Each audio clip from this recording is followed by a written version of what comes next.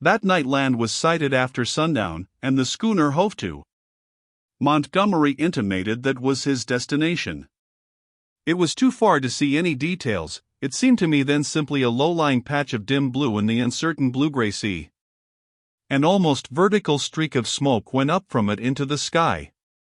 The captain was not on deck when it was sighted.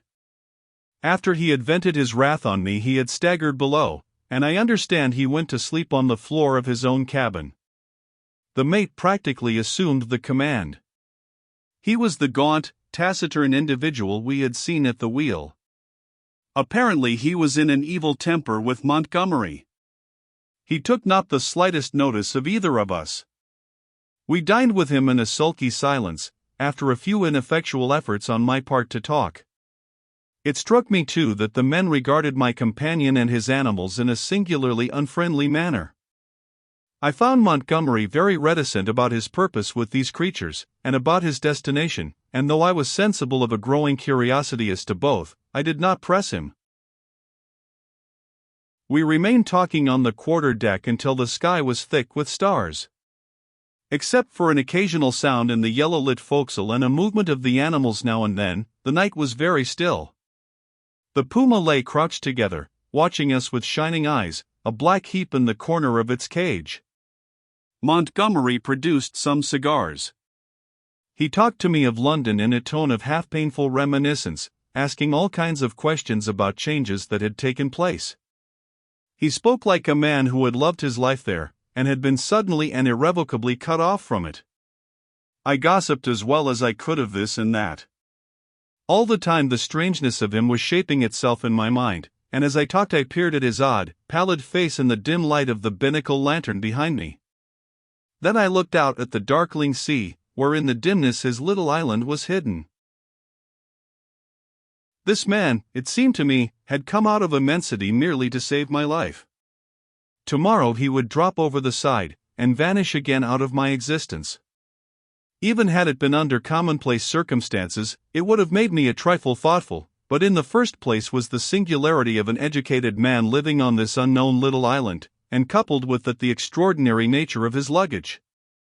I found myself repeating the captain's question. What did he want with the beasts? Why, too, had he pretended they were not his when I had remarked about them at first? Then, again, in his personal attendant there was a bizarre quality which had impressed me profoundly. These circumstances threw a haze of mystery round the man. They laid hold of my imagination, and hampered my tongue.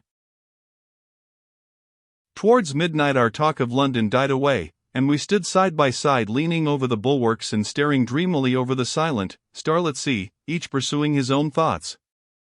It was the atmosphere for sentiment, and I began upon my gratitude. "If I may say it," said I, after a time, "you have saved my life." "Chance," he answered. "Just chance. I prefer to make my thanks to the accessible agent." "Thank no one.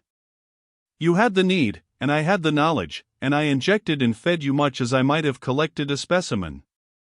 I was bored and wanted something to do. If I'd been jaded that day, or hadn't liked your face, well, it's a curious question where you would have been now." This damped my mood a little. "At any rate," I began. "It's a chance, I tell you," he interrupted, "as everything is in a man's life. Only the asses won't see it. Why am I here now, an outcast from civilization, instead of being a happy man enjoying all the pleasures of London? Simply because 11 years ago I lost my head for 10 minutes on a foggy night." He stopped. "Yes," said I. "That's all." We relapsed into silence. Presently he laughed. "There's something in this starlight that loosens one's tongue. I'm an ass, and yet somehow I would like to tell you." "Whatever you tell me, you may rely upon my keeping to myself, if that's it." He was on the point of beginning, and then shook his head, doubtfully. Don't, said I, it is all the same to me. After all, it is better to keep your secret. There's nothing gained but a little relief if I respect your confidence. If I don't, well? He grunted undecidedly. I felt I had him at a disadvantage, had caught him in the mood of indiscretion, and to tell the truth I was not curious to learn what might have driven a young medical student out of London. I have an imagination. I shrugged my shoulders and turned away. Over the taffrail leant a silent black figure, watching the stars. It was Montgomery's strange attendant. It looked over its shoulder quickly with my movement, then looked away again. It may seem a little thing to you, perhaps, but it came like a sudden blow to me. The only light near us was a lantern at the wheel.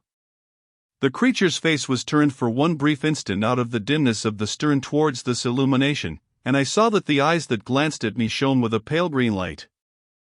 I did not know then that a reddish luminosity, at least, is not uncommon in human eyes. The thing came to me as stark inhumanity. That black figure with its eyes of fire struck down through all my adult thoughts and feelings, and for a moment the forgotten horrors of childhood came back to my mind. Then the effect passed as it had come.